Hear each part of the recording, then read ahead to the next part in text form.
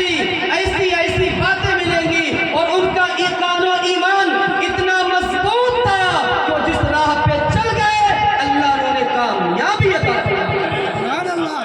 अल्लाह ने कामयाबी अता फरमा दी। ग़ज़वे उहद हो रही है, उसमें हक़ व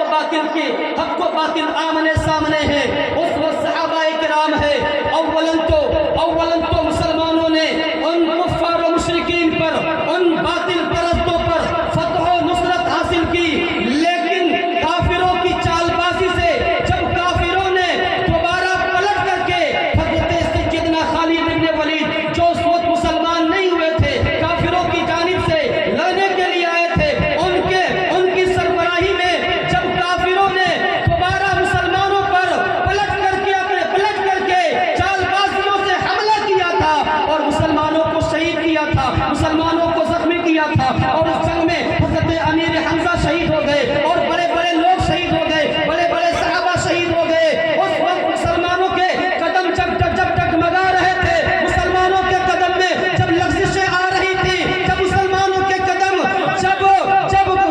लग़ज़िशें आ रही थी और मुसलमान घबरा रहे थे, तो उस वक्त अल्लाह तबारक व तआला ने कुरान की इसी आयत का नुज़ूल फरमाया और मुसलमानों को तसल्ली दी, वला तहनु वला तहज़नु व अंतुमुल आलौना इन कुंतुम मुमिनीन। ए मुसलमानों, तुम घबराओ नहीं, गम न करो, सुस्ती न करो, तुम ही कामयाब रहोगे अगर तुम मोमिन हो।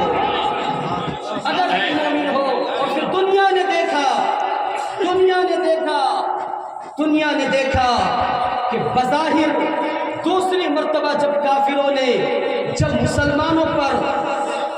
अचानक से अटैक किया, हमला किया, बज़ाहिर तो मुसलमान शिकस्त खा गए, मुसलमानों को बज़ाहिर मुसलमान शिकस्त खा गए, लेकिन उन्होंने हौसला मंदी की और उन्होंने हौसले को अपनाया, तो अल्लाह ने ऐसी फतह और नुसरत अता फरमाई कि आज तक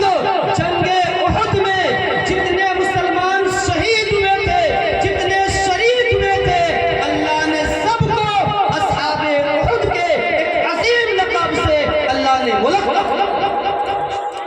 ये मुसलमानों की शान है। आप उस तारीख के बाद आप जब सहाबा की जिंदगी और आप ताबईन की जिंदगी, मुजाहिदीन की जिंदगी को देखेंगे तो आपको यही मिलेगा कि अगर हमारे अंदर ईमान और ईकान है और हम अपने ईमान पे मजबूत हैं, तो दुनिया ने तो हमेशा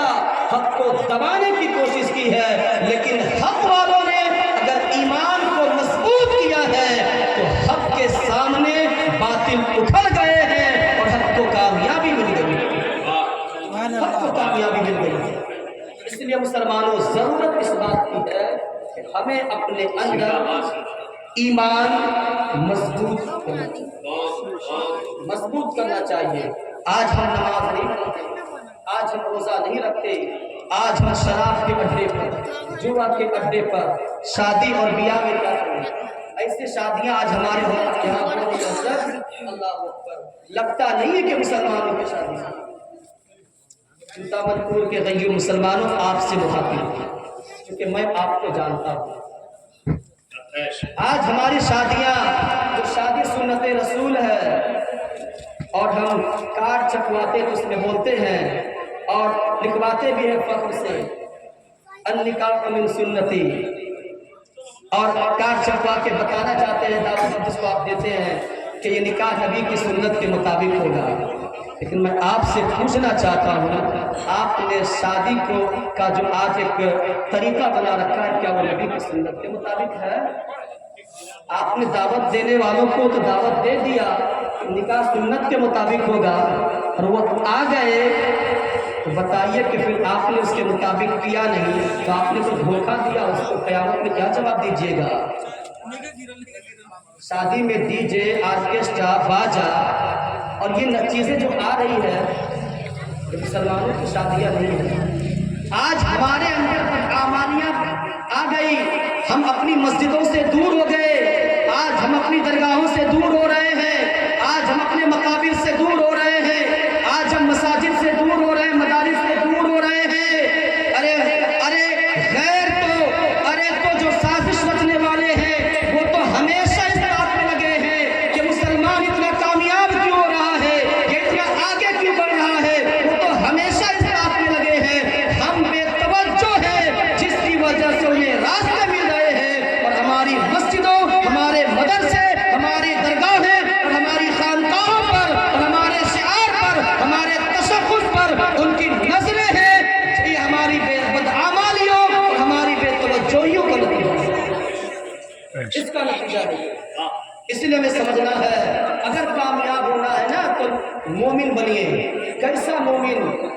مومن بننا ہے؟ مومن بننا ہے ہمیں اس طریقے پر کہ جان جائے چلا جائے ہمیں دامن مصطفیٰ کو نہیں چھوڑنا، جان جائے یا نہ جائے دامن مصطفیٰ کو نہیں چھوڑنا۔ آج شادی بیاہ کے موقع پہ جب پوچھا جاتا ہے مولانا پوچھتے ہیں کہ کیوں آپ نے کہا ہم نے نہیں کیا، ہمارے بیٹا نے کر دیا۔ نہیں کرتے حضرت تو دوست احباب نہیں آتے شادی میں، دوست ناراض ہو جاتے ہیں۔ قیامت میں آپ کو دوست بچائے گا، آپ کو قیامت میں آپ کو آپ کا دوست بچائے گا، مصطفیٰ کی شفاعت بچائے گا۔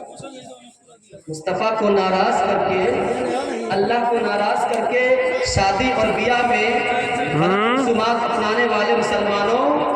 جب شفاعت وہاں جب ایک ایک نیکی کے لیے آپ ترسیں گے نا، جب ایک ایک نیکی کے لیے ترسیں گے، قبر میں یہ دوست احباب ڈال کر کے مٹی دے کر کے واپس آ جائیں گے نا، وہاں کوئی بچانے والا نہیں ہوگا۔ جس دوست کو آپ